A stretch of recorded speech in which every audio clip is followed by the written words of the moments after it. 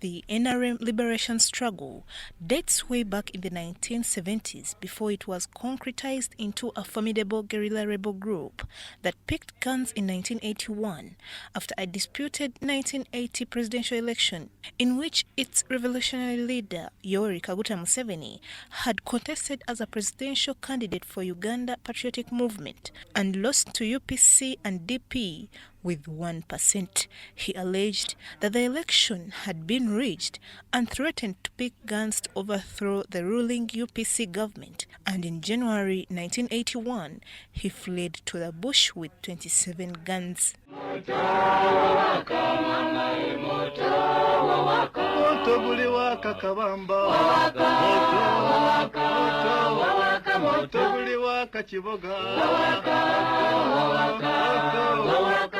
However, prior to the 1981-1986 NRA guerrilla bush war, the revolutionary leader Yoweri Kaguta Museveni had made several attempts to overthrow Idi Amin Dada's regime. Another rebellious armed struggle called the FRONASA clandestinely inspired a sizable number of young men who underwent guerrilla trainings in Mozambique, made recruitments in eastern and western Uganda, made several attacks in Makeng military barracks in western Uganda, registering no success. But that did not mean the end of their determination to liberate Uganda. In 1979, they joined different Uganda rebel groups that had ganged up to overthrow the regime of President Idi Amin Dada, which they had termed dictatorial. The Moshi Conference was the uniting factor for all of them, bankrolled by President Mwalimu Julius Nyerere of Tanzania, the coalition of forces of Tanzanian Army,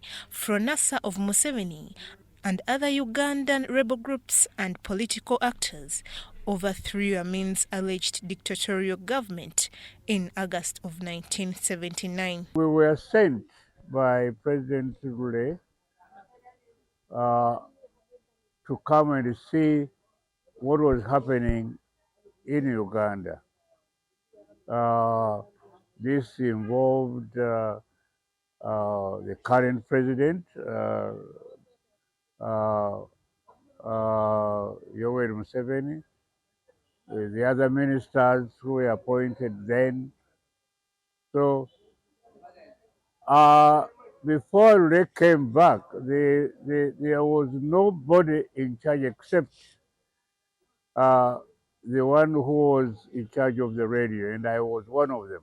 The rigged 1980 presidential elections was a stepping stone for Yoweri Kaguta Museveni, who had participated as a presidential candidate for UPM and lost with 1%, to wage a guerrilla war against the UPC government in January 1981. Yoweri Kaguta Museveni on the military wing and Professor Yusuf Chilondelule on the political wing joined to form NRA, with its external political wing operating from Nairobi, Kenya, and its military wing operating from Uganda under the command of Yoweri Museveni and other fighters. Interestingly, the love of the people of Uganda for change, you could visibly see that they are very happy. And you would tell them, please do that. And you see them running to go and do it and come back and report, I've done that. The 1981-86 guerrilla war was fought for 5 years in the Luwero-Rwenzori Triangle, and on January 26, 1986, the dream of their liberation struggle came true when they captured power in the wee hours of the day and declared the overthrow of Tito Okello Lutwa regime through a military takeover. The National Resistance Movement, I think, is a clear-headed movement with clear objectives and with good membership.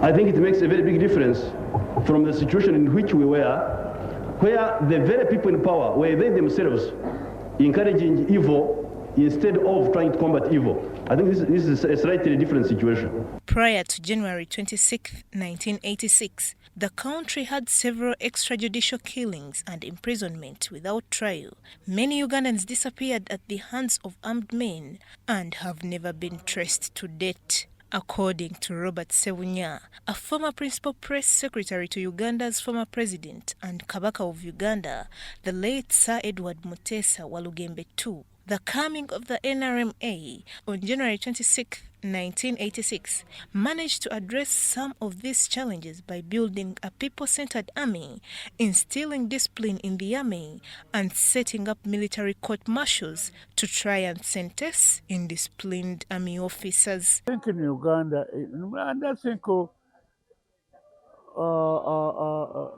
the whole region of Africa, I think Uganda's army is rated one of the best, disciplined.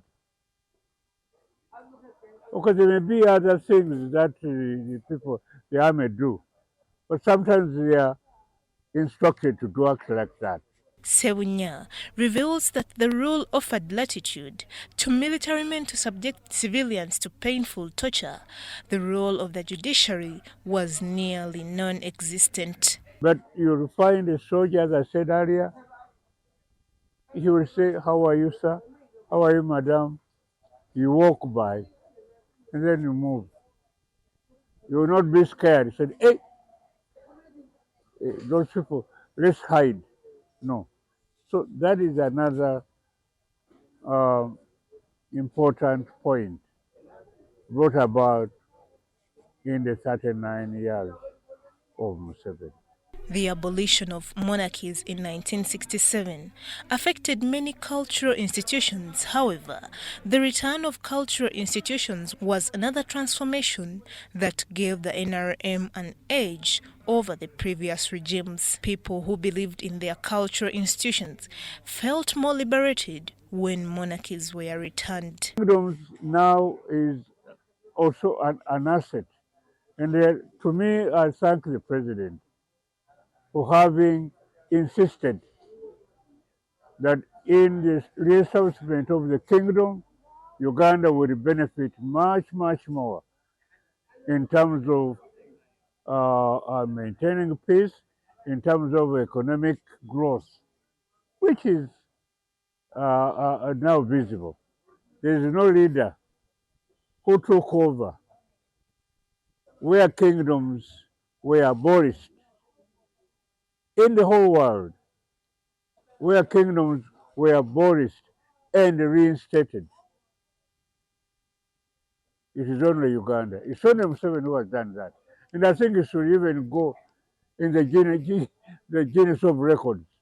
The liberalization of the economy fizzled out government from doing business, hence introducing a free market economy, according to Sebunya, was another form of liberation that has economically empowered the people. The economy has improved a lot, a lot, a lot.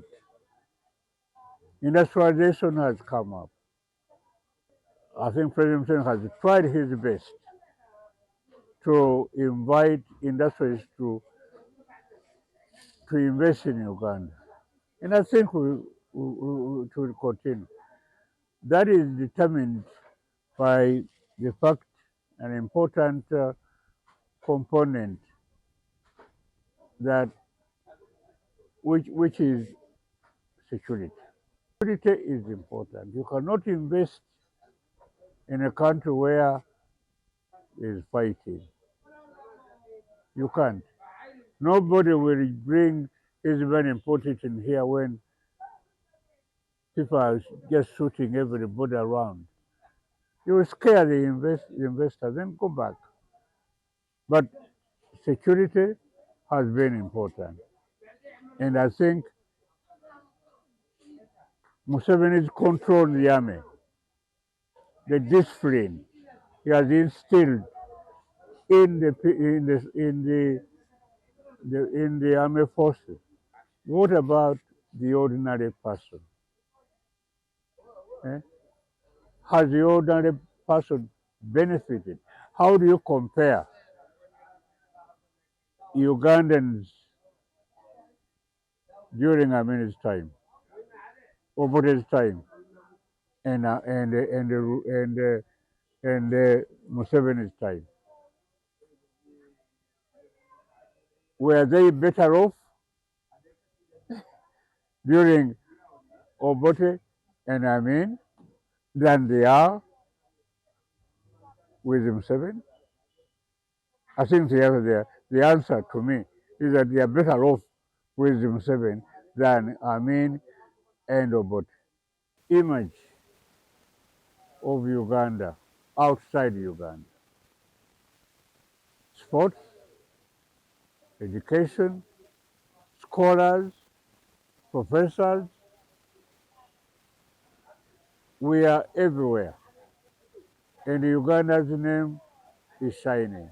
In 1986, Kampala was a city built on 7 hills through the dynamics of socio-economic transformation. Kampala City has expanded to 27 hills over the last 39 years of the NRM liberation narrative.